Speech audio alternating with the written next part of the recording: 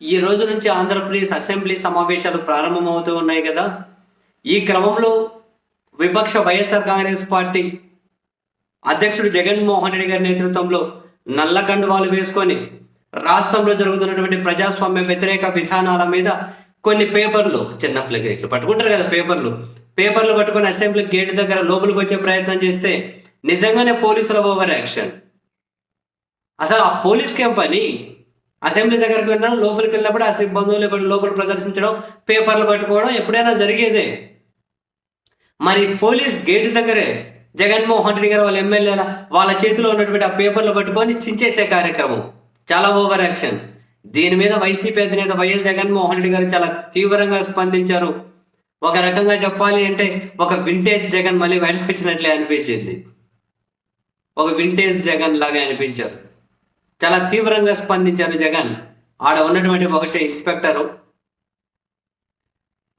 ఎమ్మెల్యేల చేతిలో ఉన్నటువంటి పేపర్లు తీసుకొని చించేసే అధికారం నీకెవరిచ్చారు?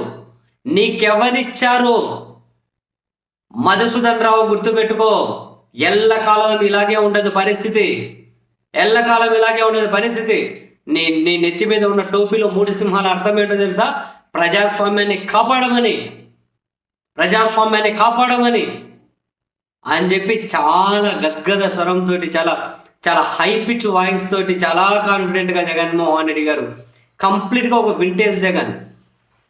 మనకు అప్పుడు గుర్తుంటుంది, విశాఖపట్నం ప్రత్యేక హోదాకు సంబంధించి జగన్మోహన్ రెడ్డి గారు ఒక కార్యక్రమం చేపడితే ఎయిర్పోర్ట్లో ఏ విధంగా ఆపారు, అప్పుడు ఏ విధంగా పోలీసులతో ఒక రకమైనటువంటి వాద ప్రతిపాదనలు.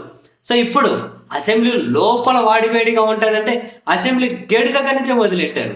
మొత్తం మీద ఆ మధుసూదన్ రావు ఎవరో కానీ ఆ పేపర్లు ఎమ్మెల్యే చేతిలో ఉన్నట్టు పట్టుకొని చించేసే కార్యక్రమం ఆయన చేపట్టాల్సిన అవసరం లేదు.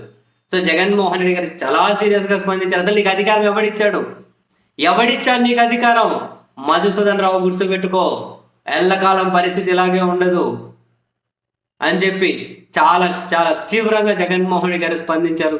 నెక్స్ట్ వైసీపీ వాళ్ళది లోపలికి వెళ్ళారు. ఇంకా అసెంబ్లీ లోపల ఎట్లా ఉంటుందో చూడాలి.